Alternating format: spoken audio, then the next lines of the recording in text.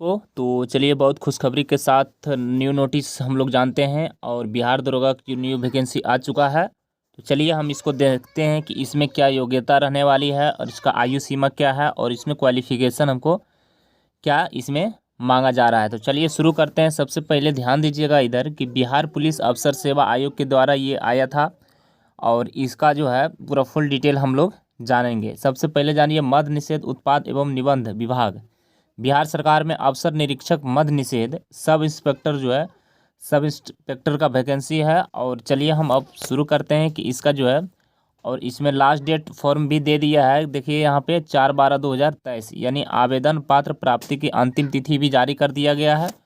अब समझते हैं इसमें क्या आयु हमको चाहिए और कितने पद इसमें आया है।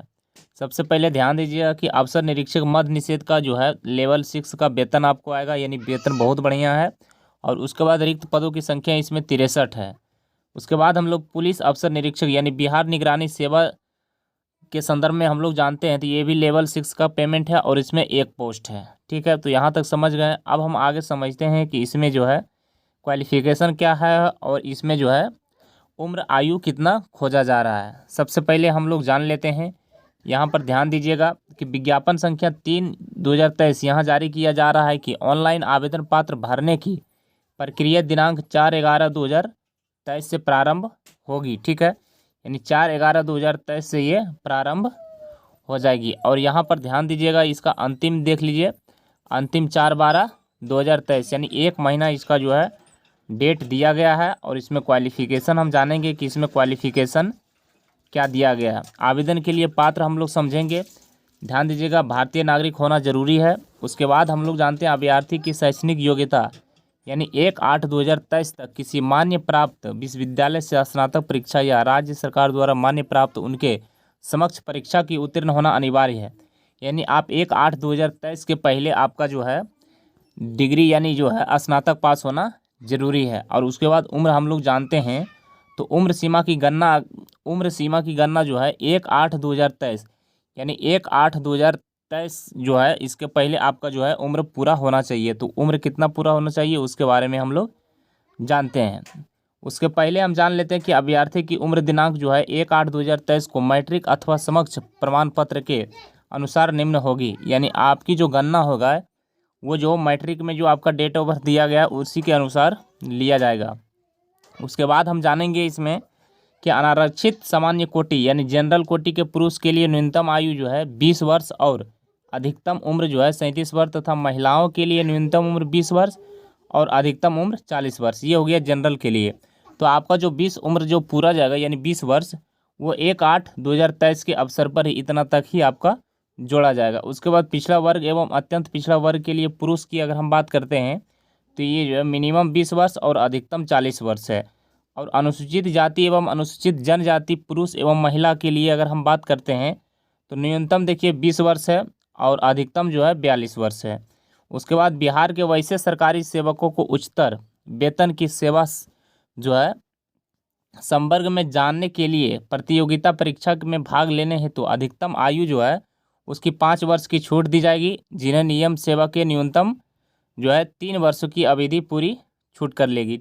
यानी ये जो है आपको जो है इसमें छूट दिया गया है। यानी ओबीसी 3 वर्ष और SC ST की अगर बात करें तो ये 5 वर्ष। ठीक है, उसके बाद हम इसमें आगे जानेंगे कि इसमें ध्यान दीजिएगा एक चीज़ और, अशैक्षणिक पदों पर नियुक्त हेतु भूतपूर्व सैनिक को अधिकतम आयु की सीमा 3 वर्ष तथा प्रतिरक्षा सेवा के जो है बिताई गई सेवा अवधि की योग्य के समतुल्य रियासत दी जाएगी।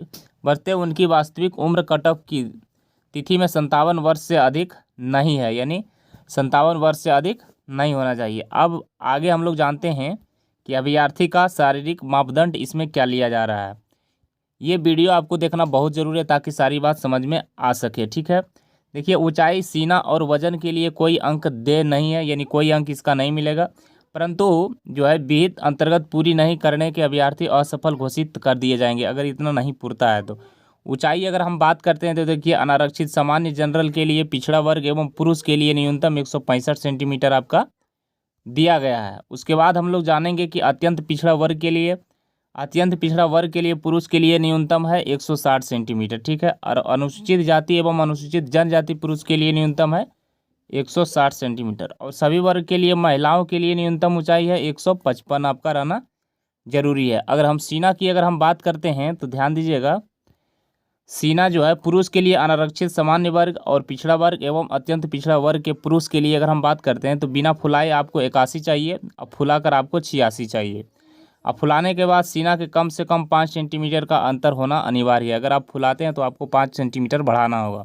और अनुसूचित जाति एवं अनुसूचित जनजाति पुरुष के लिए अगर हम बात करते हैं तो बिना फुलाए 79 रहना चाहिए और फुलाकर इसमें 84 आपको पुराना चाहिए। तो ये सारी बातें हम समझ गए। और इसका भी जो है फुलाने के बाद अंतर 5 सेंटीमीटर रहना चाहिए। तो यहाँ पर देख लिए। अब हम समझते हैं कि परीक्षा का जो अंक होगा वो कितनों अंक इसमें पूछा जाएगा। देखिए, लिखित प्रतियोगिता परीक्षा की अगर हम बात करते हैं तो ध्यान दीजिएगा, ये 2 चरण में परीक्षा होगा, प्रथम और द्वितीय दोनों होगा। प्रारंभिक परीक्षा जो है ये 200 अंकों का होगा और जो है इसमें जो है जिसमें प्रश्न की कुल संख्या आपका 100 रहेगी और 2 घंटा इसका समय भी दिया जाएगा।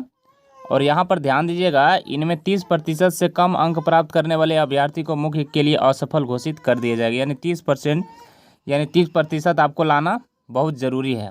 उसके बाद इसमें जो है जितने भी प्रारंभिक परीक्षा के प्राप्त अंकों के आधार पर रिक्त में यानी जितने भी वैकेंसी है उसका 20 गुना रिजल्ट इसमें दिया जाएगा।